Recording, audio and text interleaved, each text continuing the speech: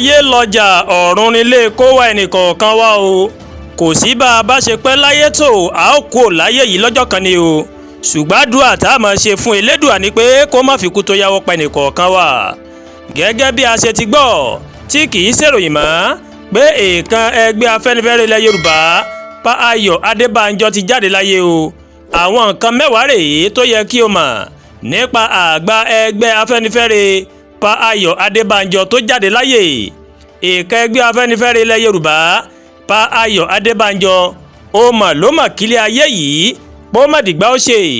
Ní òwúrọ̀ ọjọ́ Ẹtì Friday òní tí ń ṣe ọjọ́ 14 ọdún 2025 tá a wà nínú rẹ̀ yìí òun ni Adebanjo ó mọ̀ ló mọ̀ dágbére fúnlé ayé yìí pó má dìgbà ó ṣe o lẹ́ni ọdún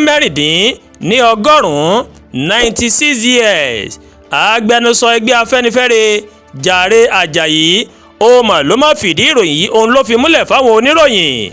Ilé rẹ̀ tán ló wà ní agbègbè Lẹ́kì ní ìpínlẹ̀ Èkó aromisa lẹ́gbẹ̀lẹ́gbẹ̀. Òun ni Adebanjo ó mọ̀ ló mọ̀ mí èémí ìkẹyìn sí.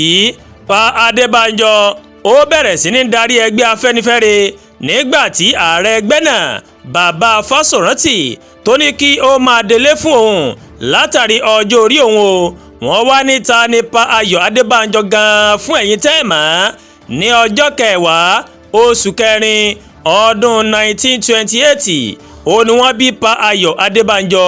Ayo Adebanjo ó máa lògbà láyé ìgbà tí àwọn òyìnbó amúnisìn tí wọ́n wà ní Nàìjíríà lẹ́yìn tí Nàìjíríà tó sì gba òmìnira láyé ológun àti lẹ́yìn tí ìjọba padà sọ́wọ́ ìjọba alágbádá o. Ọdún 1943 ó mọ̀ ló mọ̀ bẹ̀rẹ̀ ìrìn àjò òṣèlú gẹ́gẹ́ bí ọmọlẹ́yìn ààrẹ tẹ́lẹ̀ rí ní orílẹ̀-èdè Nàìjíríà Nnamdi Azikiwe kó tó darapọ̀ mọ́ ẹgbẹ́ òṣèlú Action Group lọ́dún 1951 lábẹ́ ìdarí olóyè Ọbáfẹ́mi Awólọ́wọ̀.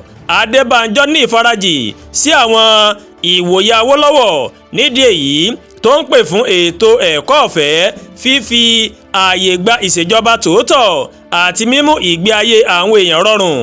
Ọdún 1962 nígbà tí wàhálà bẹ́ sílẹ̀ nínú ẹgbẹ́ òṣèlú Action Group wọ́n fẹ̀sùn kan ìdìtẹ̀mọ́ ìjọba kan Adebanjo tó sì sá lọ sí orílẹ̀-èdè Ghana.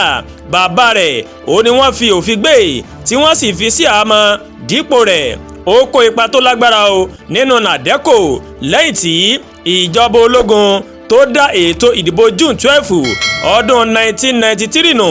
Ó mà dúró tako ìṣèjọba ológun tó sì ń pè fún dídá ìjọba padà sọ́wọ́ àwọn alágbádá o. Adebanjo ó mà jẹ́ ẹni tó máa ń pè fún àtúntò Nàìjíríà ní gbogbo ìgbà tó ṣe máa ń sọ pé ṣíṣe ètò ìjọba àpapọ̀ lọ́nà tó yẹ òun ló lè mú Nàìjíríà dúró lẹ́yọ̀ kan ṣoṣo.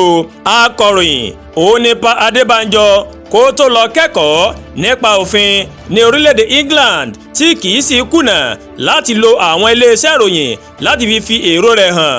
Pa Ayo Adebanjo kìí kùnà láti tako ìjọba tí kò bá ti fi ìlọsíwájú ilẹ̀ Yorùbá sínú ètò rẹ̀ tó sì jẹ́ ẹni tí kìí fi ọ̀rọ̀ jíjẹ ọmọlúàbí tí kìí fi ṣeré rárá o. Ìyàwó rẹ̀ ẹni ọdún 94 àwọn ọmọ àti ọmọ ọmọ òun ló gbẹ̀yìn Bàbá Adebanjo. Kí Elédùà kó bá wa tẹ́ bàbá náà kó bá wa tẹ́ wọn sí afẹ́fẹ́ rere. Àdúrà gbà Olúwatóyìn olóńkàròyìn sí létí látàárọ̀ láti kàn ní Ẹ̀yà Yorùbá World TV. Ẹ ṣé pọ̀ tẹ́ ń wò kàn nìyí. Ẹ má gbàgbé bẹ́ẹ̀ ṣe ń wò ẹ máa bá wa like, ẹ máa share, ẹ sì máa kọ́mẹ̀ntì. Ẹ tún wá bá wa subscribe sórí YouTube channel wa. Ẹ má gbàgbé láti tẹ notification bell láti máa mọ àwọn ètò alọ́kòójọ̀kan tó bá ti ń gorí ìkànnì yìí. Ẹ já ní ọjọ́ rere o, àní bá wọn kún kékeré o.